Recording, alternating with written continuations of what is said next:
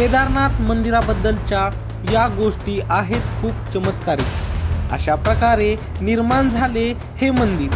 चला तर मित्रांनो जाणून घेऊया। 3583 मीटर उंचीवर उभे असलेले हे मंदिर अभियांत्रिकी आणि स्थापत्यकलेचा एक उत्कृष्ट नमुना आहे। हिमालयाच्या अद्भुत ठिकाणी केदारनाथ सारखी सुंदर मंदिरे दगडाच्या मोठ्या प्लगचा वापर करून बांधण्यात आली होती।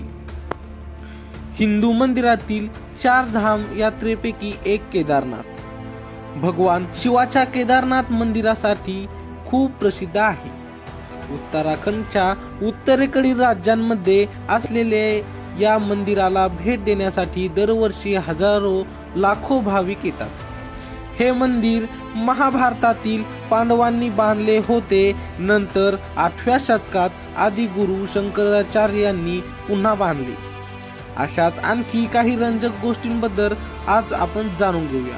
त्याआधी तुम्ही चॅनलवर नवे असाल तर चॅनलला मात्र सबस्क्राइब नक्की करा आणि व्हिडिओ शेवटपर्यंत नक्की पहा। कोण करतं मंदिराची रक्षा?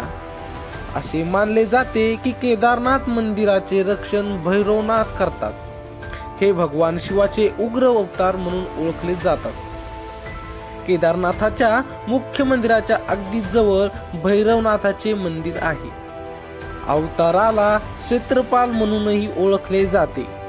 या अवताराचा विनाशाशी संबंधित आहे आणि म्हणूनच तो मंदिराचा रक्षक मानला जातो।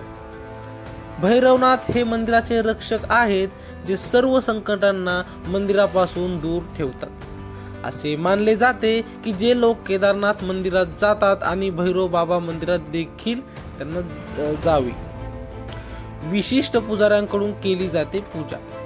मंदिरातील पूजा पाठ किंवा विधी विशिष्ट समाजातील लोकांकडून केली जाते। मात्र मुख्य पुजारी मंदिरात धार्मिक विधी करत नाही। मुख्य पुजारी, ज्याला रावल म्हणतात, ते कर्नाटकातील वीरशैव जंगम समुदायाचे आहे आणि हे केवळ त्यांच्या अधीनस्थाना कर्तव्य सोपवू शकतो।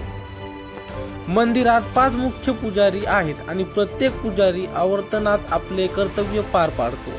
मनोरंजक वस्तुस्थिती अशी आहे की केदारनाथ मंदिरातील सर्व विधी फक्त कन्नड या भारतीय भाषेत केले जातात। ही प्रथा अनादी काळापासून पाळली जात आहे। तसेच महानैतिक मूल्यामुळे शेकडो वर्षापासून विधी करण्याची पद्धतीमध्ये कोणतेही बदल झालेला नाही।